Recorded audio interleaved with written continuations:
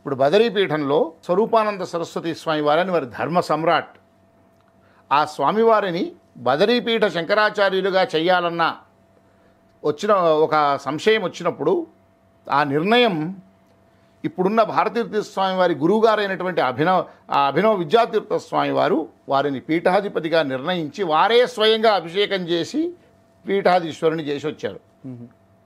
అదే తరుణంలో అదే స్వరూపానంద సరస్వతి స్వామి బదరీ ద్వారకా రెండింటికి కూడా శంకరాచార్యులుగా ఉండేవారు.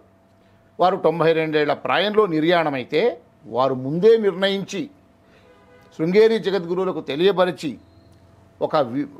వారి యొక్క భవిష్యత్తు కార్యాచరణ కూడా లిఖితం చేసి వారి నిర్యాణమైన తర్వాత వారి యొక్క సూచన మేరకు వారు ముందుగా తెలియజేసిన విషయాల మేరకు బదరీపీఠానికి అవిముక్తేశ్వరానంద సరస్వతి స్వామి వారి ప్రధాన శిష్యులు, అదే ద్వారకాపీఠానికి సదానంద సరస్వతి అనే ఇద్దరిని జగద్గురువులుగా తమ ఉత్తరాధికారులుగా ముందే నిర్ణయించారు. ఆ నిర్ణయం మేరకు ధర్మ సంశయానికి మూలస్థానమైనటువంటి ఆమ్నాయ పీఠాల్లో సార్వభౌమ పీఠంగా కూడా ఉన్న శృంగేరి పీఠం భారతీర్థ స్వామి వారి ఆ ఇద్దరిని పిలిపించి వారికి అభిషేకం చేసి వారిద్దరిని కూడా అక్కడ జగద్గురువులుగా నియుక్తులు చేశారు. వీరు స్వయంగా అభిషేకం చేశారు వారిద్దరికి.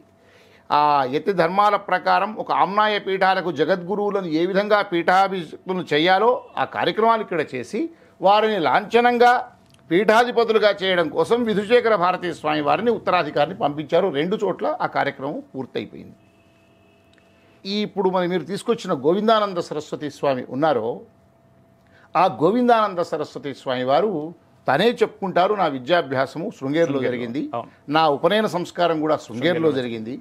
శృంగేరి ధర్మానికి ప్రతీక, శృంగేరి జగద్గురువులు ధర్మస్వరూపులు, నడిచే శారదాంబ స్వరూపము. ఆదిశంకరులను చూస్తే ఎలా భావన ఉంటుందో సాక్షాత్తు భారతీర్థ స్వామి వారిని చూసినా, వారి ఉత్తరాధికారి విధుశేఖర భారతీ స్వామి వారు చూసినా ఆ రకమైన భావన నాకు కలుగుతుందని గతంలో అనేక మార్లు వారు ప్రకటించారు. భక్తి ప్రపత్తులను కురిపించారు.